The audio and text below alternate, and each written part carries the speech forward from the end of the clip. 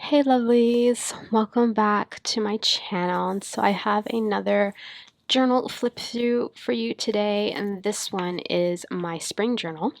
So it is my March to May 16th journal. Normally, like my previous journal, my winter journal was January and February.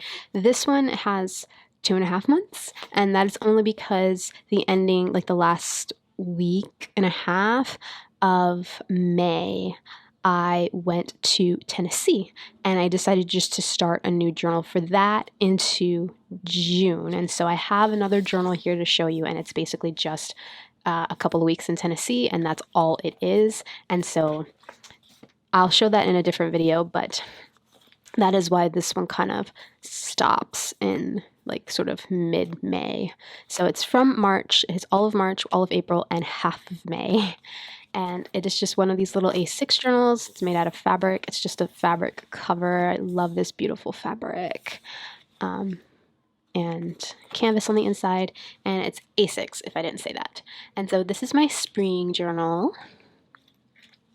And I kind of want to preface this again. I mean, if you've watched previous videos, you would know that I have been going through things. I haven't actually disclosed in depth what I've been going through, but I've just been going through a lot of things. And so a lot of this journal and a lot of my journals this year are heavily like writing, just a lot of writing. But these journals are basically like a mixture of everything. And so I try, like when I feel in the mood to do art journaling, I'll do an art journaling spread here. When I want to sort of memory keep, I memory keep in here. When I want maybe to play around with papers and do junk journaling, I'll do that in here too. A lot of it is just like writing though, because that is how I've been coping with things, is just writing. And what is a journal if it doesn't have writing? Like a journal is all about writing. And I know for my art journalers out there who follow me, that is something that doesn't kind of immediately hit us that, hey, this is a journal, we should probably put words in it. I know, because I was exactly like that. I would journal, but my journals will be more heavily art or more collage or more sort of like scrapbooky memory keeping type things, and not so much journal like actual words. But I've realized that adding the words, adding your feelings, adding your thoughts, adding just the emotion through words really helps support the story. Because I believe art journals and your junk journals and your memory keeping, yeah, the visuals are beautiful and like the photos are beautiful, and the colors and all the things that you create on the page with paint and ink and all the things, it's beautiful. It's beautiful and it expresses so much, but there is an importance to actually telling your story in words. And the last, I would say, 2 years has really opened my eyes to that, because I was never really one to do like Dear Diary and just kind of write out my guts. I really was not that person. But now that's all I seem to be doing for the most part, even though I do like sticking in things here. So these are just sort of mixed, kind of hodgepodged, like sort of everyday glue book, smash book, junk journal, art journal, memory keeping journals. Anything that I feel like putting in here is what I put in here. And so I apologize for that really long kind of introduction here, but I just kind of wanted to explain, if you don't know, sort of my new style of journaling now. And so this is what I call my introduction and my stats page. I like all my journals to kind of start with one. Not all of them start with one, but I generally like for them to start with one. And it's just basically, hello, my name is, and my current age, location, and like what, like I call it my current state of being. And so this one I actually just used stickers, phrase stickers. I love doing this. Chasing the sun, encouraged to bloom, wish, wish, wish. And then just kind of a little blurb here. And then I go into just memory keeping and daily journaling, or not quite daily journaling, and just whatever here. I think this is a new washi that I bought. Sold some books, and so I just kind of put just all that stuff here. collages, more journaling. One of my favorite things to do in my journals are these found poetry. They're basically whiteout poems. You could do blackout poems or whatever, but sometimes I do word phrase poems. They're word phrase stickers, and I just compile a bunch of them to make a poem. I love it. It's just taking found words and creating something else from them. And then I always have some sort of like collage or something to accompany that. And so that is that one. I've been doing this new thing that I'm calling little art notes, and this is just a print out of a scan of one of my art notes without the sentiment on it because I really, really loved it. So I just kind of put that in here. And I think I could put that in here to symbolize that I made a bunch of them because the beginning half of this journal, so like the next couple of pages, are all about my trip to Albuquerque. And so in March, I went to go visit my friend who's out there doing his PhD, and I spent about like 5 days with him, and I hadn't seen him. Like the last time I saw him was Christmas. He actually came back up for Christmas, but it was during the whole like Omicron surge and stuff here in New York City, and so we only got to see each other one day out of all that time that he was here. And so, you know, just life. His spring break was during this time, and I had made an intent to go visit, and I did. I just kind of booked the flight, and I'm like, I'm coming to see you and coming to stay. And so the rest of this is that. It's you know, not the rest of it, but like the big chunk of it is Albuquerque. So I didn't make a separate journal because normally I would make a separate journal for like my travel journals, just like I did with Tennessee. But since Albuquerque was only it was only 5 days, and I just started this. I'm just like, it'll be fine to just include it here. And so this was one of the cards that I made that I left in Albuquerque, and I think that's why I have the printout here, just to signify that. Travel day. This was a little sticky note that my friend, tried to be sneaky and put into my journal, but of course I found it like 2 seconds after he put it in my journal.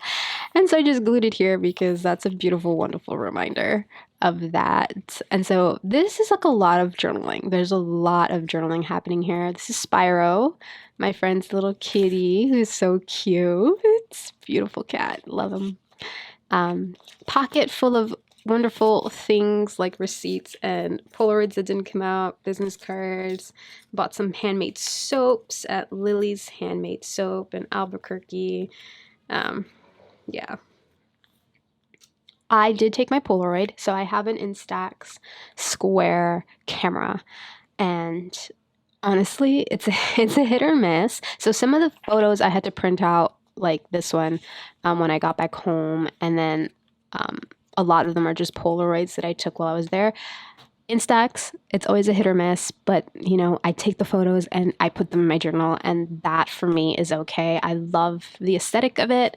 They're not supposed to be fancy photos at all. It's just, this is at the moment, this is how it came out, and I just use them. Some of them are like, if it comes out too dark, I'll just trash them, but like if this one was a little overexposed, that's okay. It just ended up in here anyway. And so this is when we went to Old Town. Oh my God, I'm like, my head. Yeah, Old Town. I was gonna say downtown Albuquerque, but I'm like, no, that's not right. It's Old Town. This is a sticker from an artist who I bought at the shop in Old Town, and now I can't for the life of me remember what her name was. I even spoke to her. But it was beautiful. I loved her little paintings. It almost looks like fabric, but it's not. They're just little paintings and stuff. She uses a jelly plate in a lot of her work too. Hopefully I can backtrack and see, but I think I paid in cash, so I don't even know. I might have to like Google map and see if I can like find the little shop so that I would know the artist. I am so bad. I mean, this was a couple of months ago. These are just photos that I added in when I got home, so I did leave space to add some photos that I knew that I took on my camera, and I just kind of printed them out sort of like Polaroids, but these are little like photo booth strips. Loved all the colors of Old Town. One thing that I fell in love with in Albuquerque was going to antique malls. We don't have antique malls here in New York City. Our version of antique or like vintage is like consignment, and like it's really, really expensive, and you're not getting any sort of deal on anything because it's New York City. And oh my God, Albuquerque.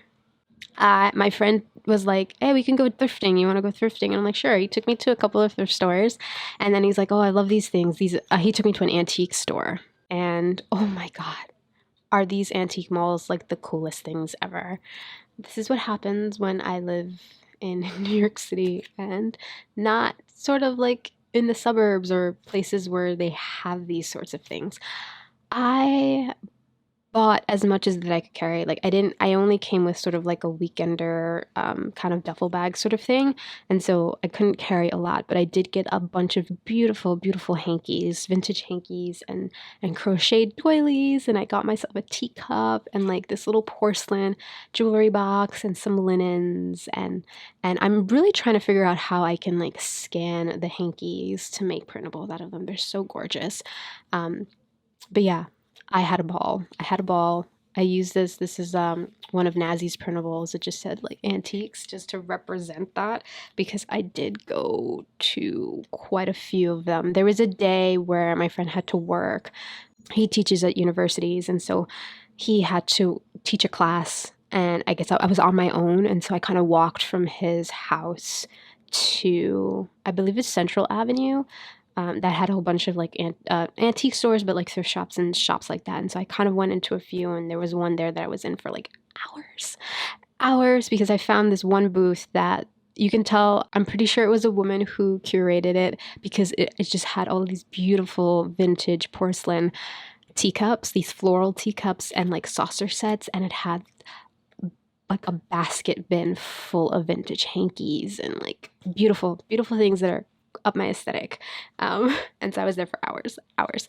But yeah, love me antique malls. I am obsessed now. Whenever I leave New York City, I always Google antique malls in the wherever I'm going because chances are there are some there. I'm pretty sure there are probably some upstate New York. I wouldn't be surprised, but where I am, there is none here. These are some Polaroids from a little drive that we did one day to, I believe it was Santa Fe National Forest. It was some national forest. Um, that was a drive and it was beautiful. And like just going through sort of like the desert part of Albuquerque and then seeing the different it's called something, I suck at science, but you know how you have different like sort of not climates. Oh my God, biodiversity, is that right? I don't know. Well, it went from like desert to like we went into like this forest, like evergreen, and then at the top of sort of like the summit, it was just snow everywhere, and it was amazing. It was amazing just to see like just the different, I guess, environments. There's a word. There's a scientific word. I do not know what it is, but there is a word for it. But just to see that in one place, was really cool. That was super cool because we were going up in elevation, and so there's more moisture up and up, higher up than it was down below. And so I guess the basin, the desert.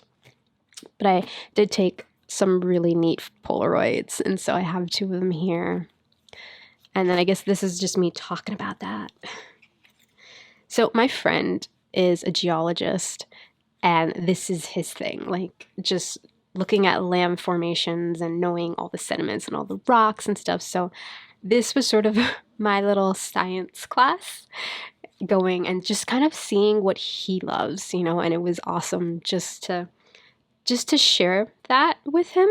And I would have never thought that Albuquerque had like all of this diversity. When I think New Mexico, I think desert, right? I'm pretty sure most of us think desert, but oh my God, so many evergreen trees. Like, look at this. Like, I don't know if you can see this. I actually printed this out. I took this from high up, like a camping spot that he normally goes to, and we just kind of walked up there. But like, this is the road that we were on, and look at all the trees, and there's snow. There's snow about. I really need to go back to Albuquerque maybe in the summer.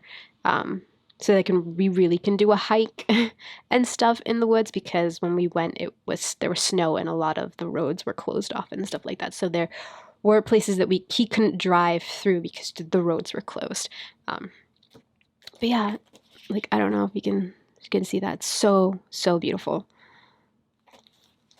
I've just never been an outdoor person. Like I think back as a kid, I'm like I wasn't always an indoor kid who liked doing art and doing things that weren't athletic and just, doing, those types of things, reading and writing and art and music and stuff like that. I was never an outdoorsy kid. But I think as I've gotten older, I'm still not an outdoorsy kid. Like, not at all. Do I think, oh, let's go outside? But I have a new appreciation for nature because I kind of long for it. I live in a city, I live in a concrete jungle, and more as I get older, I wished that I lived in forest. I wish I lived by a lake. I wished I lived by a beach or like, the ocean, or, I want grass. I want grass and I want trees and I want weeds. And I just like, I don't know, I just kind of have a craving for this, even though I was never this person. I'm not in shape to do any sort of treacherous hike. I know for a fact that I suffer from altitude sickness. Like, I am just not the person to be doing all the outdoorsy stuff, but I do crave it.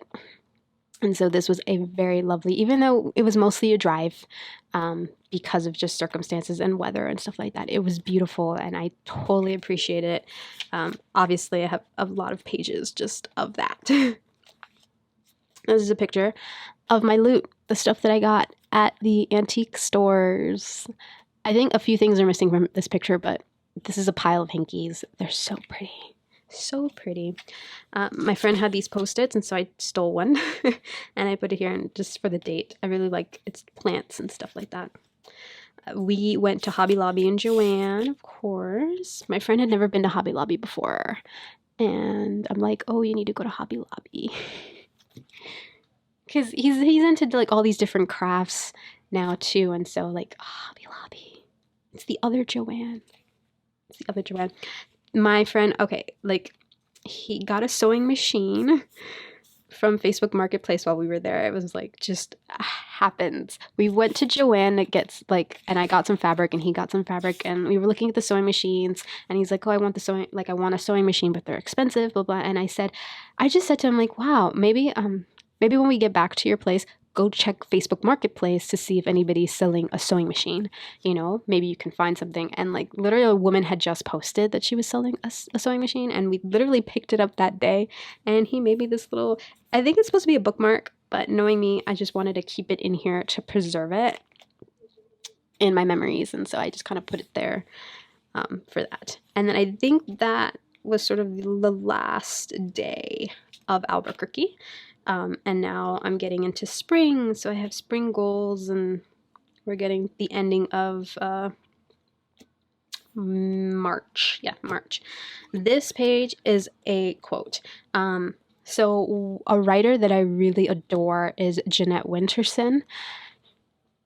She wrote a book called Written on the Body that I had to read at college, and I kind of half read it in college. Like I didn't really take it seriously at all until I reread it again like a couple of months after my dad passed away, which was a good like 6-7 months after I graduated from college. And the book is beautiful. It is written in a way where it's a first-person narrative, but you don't know if the narrator is a man or a woman. They're just this person who is in love with this woman who passed away, who is no longer here. And it is so beautiful. It's a book, like it's a novel, but it reads like poetry. And it starts off, I think why I picked it up again was because the first line of the book is, why is the measure of love loss? And it's something that I think about even to this day, that why is the measure of love lost. It's just the question. And that is how that book starts. And I guess that time I was just looking for things that would help me explain that, exactly that question. And I read it, and the book is so beautiful. There's parts of it that are just, it's gorgeous and it's sad and it's wonderful. But that got me a newfound love, or just a love and appreciation for Winterson and her writing. And so I think she has a Substack. I think that's where I took this from, or Medium. I forget which one. I'll try to leave a link in the description. But she does little blog posts there now. And so she had done one for the equinox, the spring equinox. And I kind of want to read this. I mean, it's a lot, but I am going to lift this up and see if I can read it. It's probably going to be out of focus for you, but spring comes, whatever our personal state of mind. If you're feeling good about life, then the extra energy boost is there for you. But what if you are not feeling so good? What then? That's when I have found that consciously tuning into the unstoppable energy of the turning earth gives me strength and gives me hope. It's not just sunshine and warm air. Spring can be wet and windy. It's the sap rising, the green growing, the birds singing, its power, and it's free to use. Breathe deep, throw back your head, open your chest, stand up straight, speak. Speak what's on your mind, tell the spring about it. This is not crazy. Let things go. That's part of it too. Spring is a new beginning, whether we like it or not. And in our own lives, whether we like it or not, we must be able to begin again. Spring is about beginning again, and beginning again can be so much harder than staying in the winter of your life. I really loved that because of just how I'm feeling, or how I was feeling then. And I think I kind of journaled a little bit. This was something that I did for Get Messy, Messy May. I think the other one that I did for that too. My prompt was words, so fitting. And so I kind of did a wreath, but I love this. Even now today, it's not spring, we're like in summer. It still speaks to my heart. Love it. So I had to copy all of it down onto that page. I did an ancestry DNA kit and my results came back. I think further in I have updated results, but these were my initial results, and I kind of want to find where the updated one are because they're different. So this was a thing. I ordered 2 ancestry kits back in Black Friday 2021, and my mom and I, and we didn't do them until pretty much like February of this year. And yeah, we just were kind of curious. I know I was curious to see what my racial mix-up was, and my mom really too, because I kind of want to preface this by saying that all of my life I would tell people, like, what I am. My skin, I'm white, I look like a white girl, but I would always tell people that I am Puerto Rican, I am Dominican, with a little bit of French, because my grandmother, my mom's mom, she was born in DR. She always claimed that she was French because that her parents were French. So she was Dominican and French. And that has always been a thing that she's always said. And that has been a thing that we always believed. And my mom's dad is Puerto Rican. And then my dad, he's Puerto Rican, like straight. Everyone is Puerto Rican. They're all Puerto Rican on that side. And so I would always tell people that was my racial mix-up. It was, obviously I'm white, so from Spain, my ancestors are from Spain, like those things like that, like I knew that, but I would always just say I'm Puerto Rican, I'm Dominican, and a little bit of French, because we're just going on that little bit of French that she claimed that she was. Lo and behold, I get my results first. I think I get my results like a week before my mom got hers. And so I had to go off of this. And these were my original results. My updated results are over here. which I kind of want to share too because I put them in here. But obviously my first thing is Spain. I am Spanish from Spain. And the second thing was Portugal. Like initially I had 23% DNA from Portugal, which I never even considered. Like, it makes sense, but I never considered that. So it's cool in Portuguese. And then indigenous Puerto Rico, which made total sense to me. And then all the other things that I was like, where did this come from? Like, I mean, I knew I had a feeling that it was my mom, but I'm looking for indigenous DR. I am looking for French. I'm looking for all of that. And there's none of it here. So these are like old results. I want to show my update results, which is I got later on in April, Ancestry updated my results. And so these are the ones that I think are current right now. These are my current results. I'm 20% Spanish and I'm 18% Portuguese. And so I'm basically Iberian. That makes sense. I'm 11% indigenous Puerto Rican. And I'm 7% Cameroon, Congo, Western Bantu peoples. I'm also 7% Basque, I think that's pronounced it. I'm 6% European Jewish, 6% French, 4% Nigerian, 3% Senegal. I'm 3% England and Northwestern European, 2% North African, 2% Greece and Albania, 2% Germanic Europe, 2% Scottish, 1% Mali, and then everything else is 1%. So Ivory Coast and Ghana, Benin and Togo, Eastern Bantu peoples, Indigenous Mexican, Norwegian, and Irish. And this is my breakdown. When they updated my breakdown, I had my mom's results. And I can tell you what comes from my mom and what comes from my dad. So from my dad's side, I don't have his DNA. I don't have his DNA breakdown. But the closest match that I do have to my dad is my aunt, his sister, from the same parents. She did the DNA test, and so I was able to compare my results to hers because she's the closest that I have to my dad's. I mean, my dad, I would have 50% of his DNA, but she's like the closest that I would have. And for sure, Spain, Portugal, and indigenous Puerto Rican come from my dad's side of the family. My mom, I'm a bit more indigenous Puerto Rican than my mom, but that would make sense because she only has it from her dad, and I have it from both parents. But yeah, most of that's from my dad. Almost everything, besides I think Northern African, almost everything that is from Africa is from my mom's side. I think my dad has a little bit. Northern Africa was one, and I think Senegal, it was on my aunt's. Results, but like stuff like European Jewish and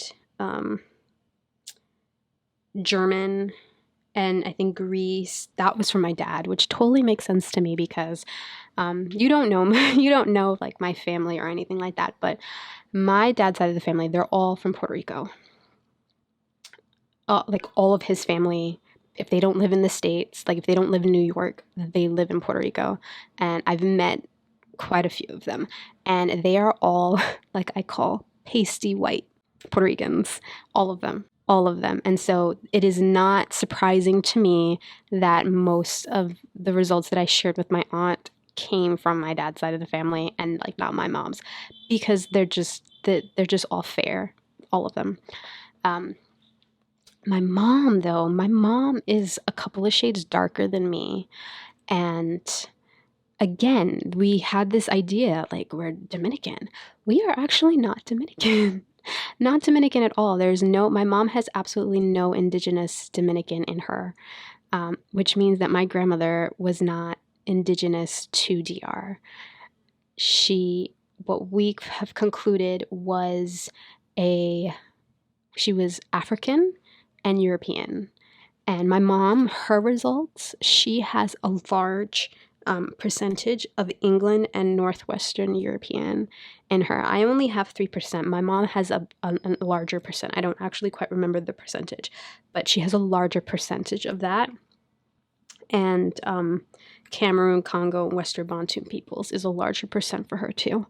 And so My grandmother always says that she was French. And like when you look on the map on Ancestry, that part where it's uh England and Northwestern European, it takes Great Britain, but it also is like the northern part of France and like all of Belgium and Luxembourg.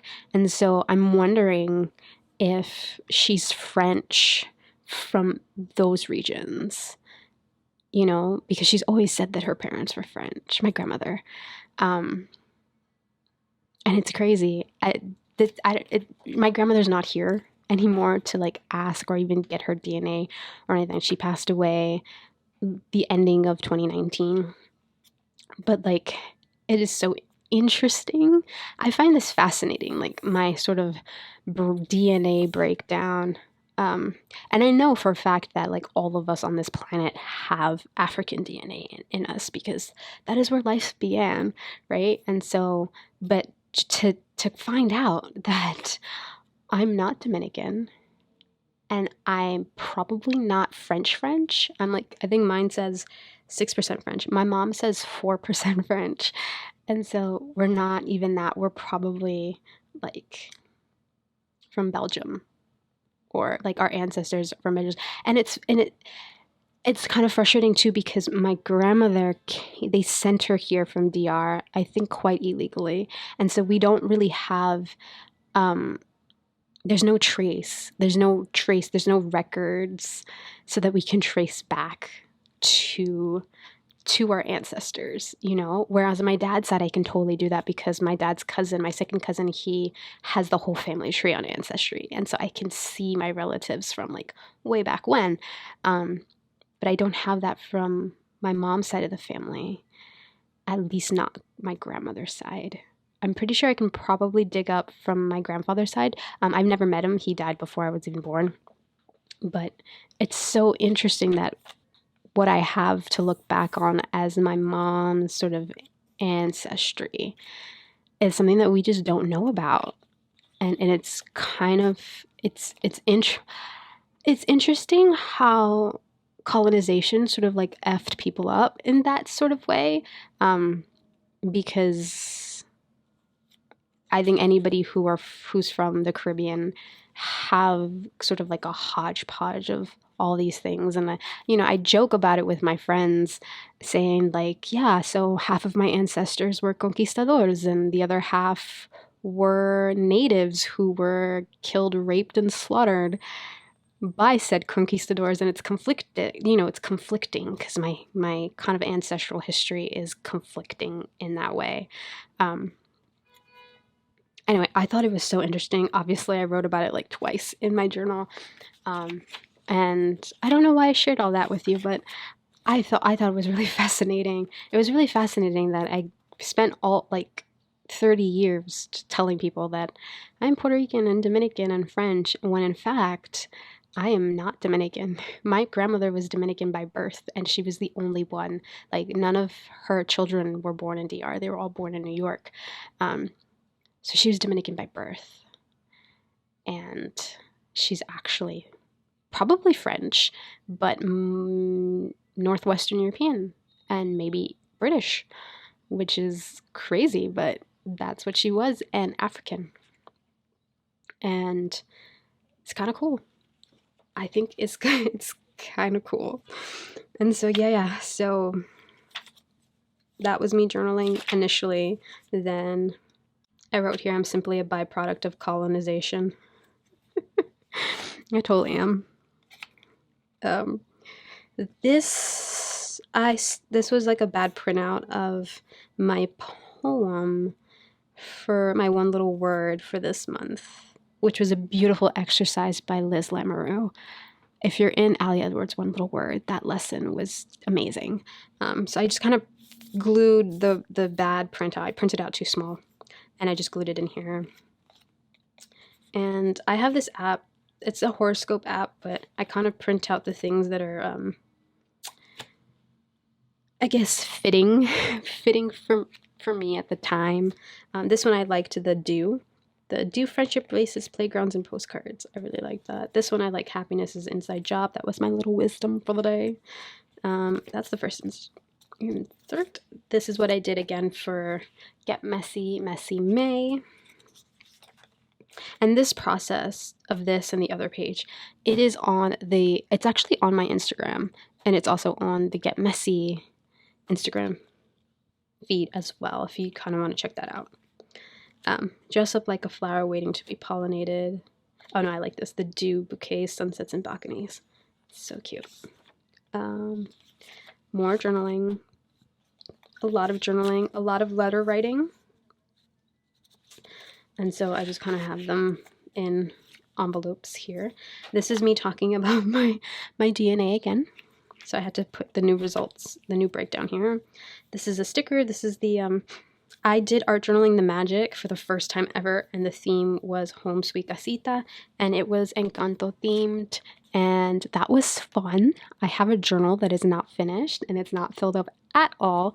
That is something that I would love to share. I would love to share that, and I took one of James Burke's Virtual Voyage. Like, that's a whole different art journaling style that I don't think I've ever shared on my channel before that I do. Because I think most of my channel is like art journaling, but like collage and mix and like paints, but not so much mixed media. A lot of Get Messy, a lot of memory keeping and like scrapbooking and like journaling in that way. And a little bit of planning, but I don't think I've ever shared like drawing, like my actual drawings. And so maybe that is a video that I'll just kind of show you through those journals that are not finished. None of them are finished. I have no idea when they'll be finished, but they're not finished. But I did take that class, and I just printed out the sticker here so I can have it in my journal. I love that. You're looking for a bot that spits out words of affirmation. Words of affirmation is one of my love languages. So my first love language is quality time. My second one is words of affirmation. This, I got my learner's permit. I kind of want to move out of the city, and everywhere I want to go in America, you need to drive because we are a very heavily driving country. And I was so very reluctant to drive. I still am a little bit reluctant to drive, but I did spend a Friday and I read the entire driver's manual, and I took all the practice tests. And then Saturday morning, I went and took my my permit test, and I just kind of put up the scores here because I got a perfect score, and I was very proud of myself for just kind of studying one day, just reading the manual one day, and the next day just taking the test and passing it. I will say that the driver's test here is very easy. I took a practice test before I even read the manual and passed it. So it is not hard. I think the hard bit is actually learning how to drive. Although I can report, since this was back in April that I took this, we are a few months out. I went to Tennessee, and my friend gave me one lesson on how to drive, their car. And their car is a stick shift. And it is very hard. It is very hard to drive a stick shift, apparently, because it's a lot more mental thinking to drive it. But I can successfully report that I have driven a stick shift very slowly around a cul-de-sac a million times. But yeah, so this is sort of like a goal of mine for the rest of the year, is to learn how to drive and get my license. But the first step was getting the permit, and I did. I got it. It's cool. A little collage. I actually subscribe to the Paper Tabby little kits, and I have 3 of them. This is just little bits from the first one that I got. And it's by Amy J. Delightful. I believe she does printables on Etsy. I will leave a link in the description box, but they're just kind of curated. Let me see if I can show one. They're just kind of curated kits that have a lot of vintage papers and then some of her designs in them. And I've only gotten 3 so far because I've been subscribed since, I want to say April or May. And I just kind of use some here. I really need to put them to use though, because they're just piling up. More journaling, a lot more journaling, a lot more journaling. Another letter here. And I think this one, yeah, this one's in an envelope that I made. So I'm just gonna tuck that back. I think this is a business card for a new hairdresser. Happy May the 4th.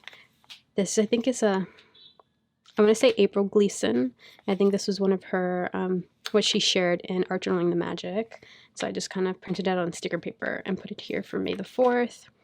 On the 7th, I got my order from Amity Bloom. So Nazi made these beautiful washi tapes, and I bought a whole bunch of them, and I kept the sticker for each, and I just kind of put them in my journal. So like everything else is basically Nazi. So much beautiful packaging that I just had to put in my journal. I bought a necklace from Girls Crew, and so I just put the little card in here. And then just more journaling to finish off the journal. I bought a dress, so I have a label there. Some scribbles inspired by Messy May. But yeah, I think most of it is just finishing up journaling. And yeah, always be curious. This is from my Whispers of Wonder printable. And that is it. That is this little journal here. So this is it. This is my little spring journal. Thank you so much for watching this really long video going through my journal and all the things. I really hope you enjoyed a peek at it, a peek of how my spring looked. I do have the other half of May coming. I'll do a separate video to show you my Tennessee journal. So this is just all Tennessee. But yeah, that is my journal. Thank you so much for watching, and I will see you all next time. Bye!